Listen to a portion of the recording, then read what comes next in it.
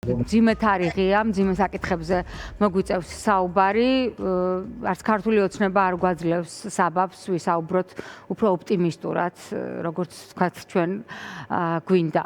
ბატონ ზაზა, დღეს ქართული ოცნების ლიდერები ამბობენ, რომ 2008-ში ომი საქართველოში რუსეთმა კი არა, Deep State-მა დაიწყო, რომ რუსეთის ავტორიტეტი შეელახათ და გაეფუჭებინათო.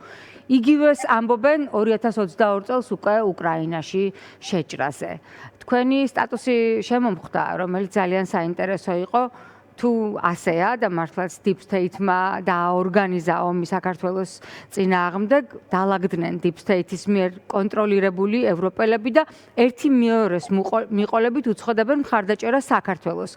არ ცნობენ რუსული ოკუპაციის შედეგებს და გვერდში გვიდგანან 2008 წელს რუსეთის მიერ დაწყებული ომის 18 წლის თავზეო.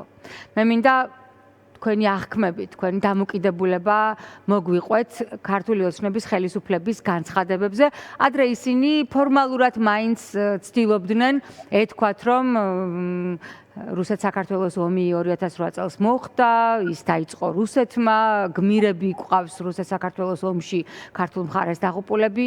ახლა რა გვესმის? გვესმის, რომ ომი Deep State-მა დაიწყო, ომი საქართველომ დაიწყო, რომ ანწუხელიძე პიარის მსხვერპლია და ასე შემდეგ. რატომ გათავხედდა ასე საქართველოს მმართველი ძალა? რა ვერ დავახვედრეთ სათანადოდ, რომ აქამდე არ მისულიყო ეს სიტუაცია, როგორ ფიქრობთ?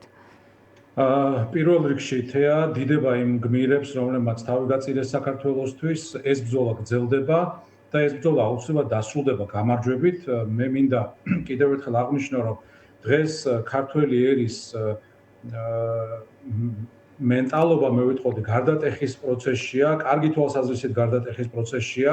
ჩვენ საუკუნეების განმავლობაში გვასწავლიდნენ და ასე ვიცოდით ხოლმე სიმამაცის გამოვლენა, რომ აი წავალ თავს შევაკლავ მტერს მაინც არ დაუთმობ, მაგრამ თავის შეკვლა ყოველთვის გულისხმობდა, რომ შენ ფაქტობრივად წააგებ, გმირულად, მაგრამ მაინც დაეცემი და ეს ის შემთხვევა აღარ არის, ეს ის შემთხვევა, როცა ქართული ხალხი გაიმარჯვებს.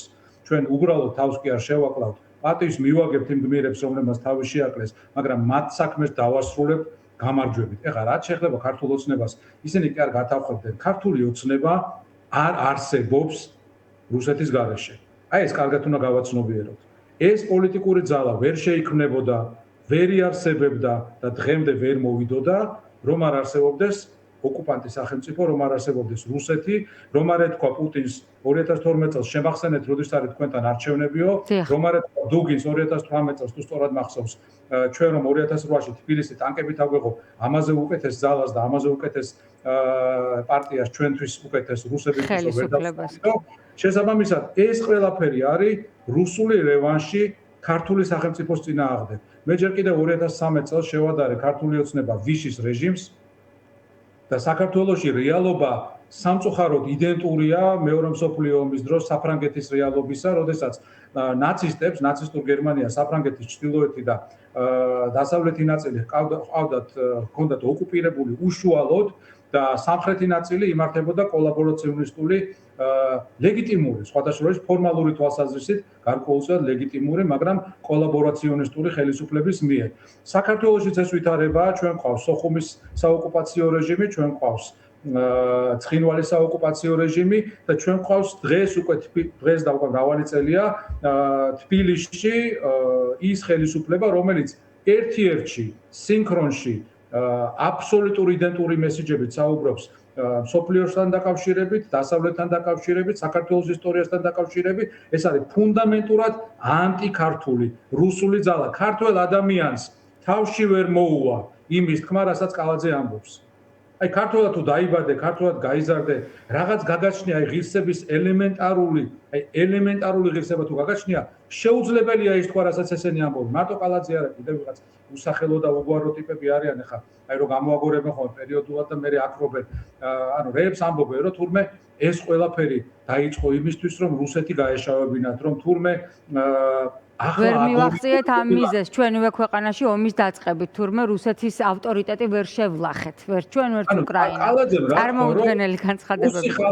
რუსეთის და რუსი ხალხის წინააღმდეგ აგორებული არისო კამპანია, კამპანიის აგორება ხო იმთავითო ნიშნავს, რომ რაღაცა ხელოვნურია ამაში, რაღაცა არაბუნებრივია, რაღაც არაკეთილსინდისიერი და ეს არის კაციჭამია სახელმწიფო, რომელიც სოფლიოში ყველას ეზიზღება მისი მოქალაქეების ჩათვლით.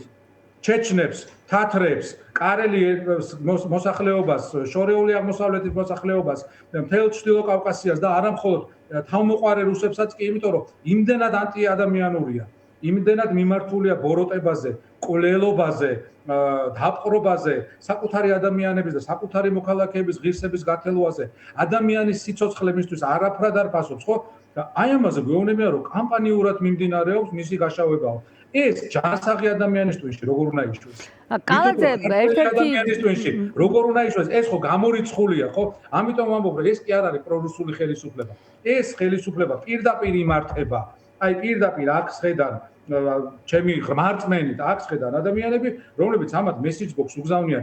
სხვანაირად შეუძლებელი აიხსნას ის, რომ ტერი ოკუპანტი საქართველოს ისტორიული აი შეუთავსებელი რაც არის ჩვენს არსებობასთან ის სახელმწიფო ყოველდღურად აქებს ამ ხელისუფლებას. ეს ხო წარმოუდგენელია. ხო? ბატონ ზაზა, ორი საკითხი არის, რომელიც მინდა თქვენთან გავიაროთ და მოვასწროთ. დღეს ქართული ოცნების ეგრეთ წოდებული პარლამენტის წევრმა გორდულაძემ თქვა, რომ ეროვნული ფასეულობების დაცვისთვის იწყებენ მუშაობას კანონ პროექტზე, საშემოდგომო სესიაზე წარედგინება პარლამენტს და ის მიღებული იქნება პრაქტიკულად სიტყვის თავისუფლების უკანასკნელი ბასტიონი უნდათ დაეცეს და ბინძური კამპანია გაგრძელდება ყველა სიტყვის გამოკიდებით. მათ შორის იცით რომ საბოტაჟის მუხლით აღიძრა საქმეები რუსოფობიის წინააღმდეგ. და დასვეს ასეთი ტიპის კითხვა. სააკაშვილი იავარდებით ხვდებოდა რუს ტურისტებსო და ჩვენ რატომ გვაკრიტიკებთ იმისთვის, რომ რუსებს ვიცავთო და რუსოფობიას უკრძალავთ ქვეყანაშიო. ამაზე როგორი იქნება თქვენი პოზიცია? დავიწყოთ იმიტომ, რომ რუსოფობია არის რუსული იმპერიული პროპაგანდისტული ტერმინი, რომლის მიზანია, რომ რუსეთის იმპერიული პოლიტიკა გაათეთროს.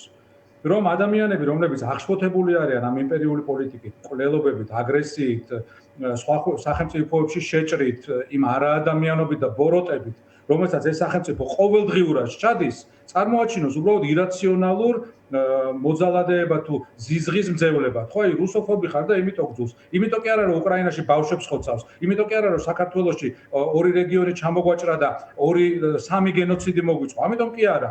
იმიტომ რომ უბრალოდ ირაციონალურად გძულს თურმე რაღაც კამპანიას ხარ აყოლილი, ხო? აგორებულ კამპანიას. საერთოდ როგორ შეიძლება საუბარი იმაზე, აი იუსტიციის მინისტრი იყო, ხო, მაშინ ის ქალბატონი როგორ დაუძახო თუ რაც არის. როცა თქვა რომ ამწუხელიძეო ვიღაცის პიარ შეწირული არისო. ამაზე დიდი შეურაცხყოფა რუსებს არ მეუყენებია. თუ თეატრულიანს გულისხმობთ, უკვე ღალატის კომისიის ხელმძღვანელი იყო მინისტრი აღარ. რუსებმა ამწუხელიძე მოკლეს, მაგრამ მისი ღირსება ვერ გათელეს და თეატრულიანმა მის საფლავს ბოდიში და შეურაცხყოფა მიაყენა. ასეთი შეურაცხყოფა ამ გმირისთვის არავის არ მეუყენებია. ხა სააკაშვილი ახსენეთ თქვენ თეადა, რა ვიცი, ერთ მაგალითს მოვიყვან, სააკაშვილი ომის დროს იყო ფრონტის ხაზზე. 14 წელი არიან ესენი ხელისუფლებაში. ერთი პრემიერი არ მისულა საოკუპაციო ხაზთან. არც ერთხელ. რატომ უნდა მივიდეო კითხვა გაუკვირდა როცა კითხეს ჟურნალისტები. ივანიშვილმა თქვა იქ რა მაინტერესებს რა მჭირდებაო ხო ხარზე ჩამოვადო ვიღაცას თავი და ვიტიროო. მერე კობახიძემ თქვა მენდეთო კამერების გარეშე ვიყავით ეხა ეს კომენტარადაც არ ღირს ხო ესენი ბოდიში და მეტრნახევრიან პანდუს არ ხსნიან ისე რომ ამაზე პიარი არ ააგონდა. საოკუპაციო ხაზთან მივიდა და ეს ჩვენ არ ვიცით. რა თქმა უნდა ტყუილია ეს. ამას არანაირი სანდოობა არ გააჩნია. 14 წელი რამდენი პრემიერი გამოიცვალა.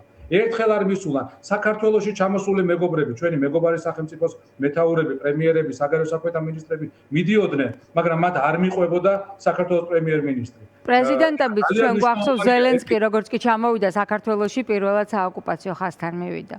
რა თქმა უნდა, ძალიან მნიშვნელოვანია ოკუპაციასთან დაკავშირებით ჩვენი ხმა მივაწვინოთ აი რუსული, ქართულენოვანი რუსული პროპაგანდის მიერ დაზომბებულ ადამიანებს, ვისაც შეიძლება ზოგადად დაუშვათ, რომ ვიღაცას მართლა ჯერა, რომ ოკუპაცია დაიწყო 2008 წელს. სინამდვილეში ყველაფერი არის ძალიან მარტივი. რუსეთმა დამოუკიდებელი საქართველოს ტერიტორიების ოკუპაცია დაიწყო 1992 და 1993 წლებში. აფხაზეთის დიდი ნაწილი, პრაქტიკულად მთელი აფხაზეთი კოდორის ხეობის გარდა დაიპყრო რუსეთმა 92-93 წლებში. ამ პერიოდში მან მოახდინა ორი გენოციდი.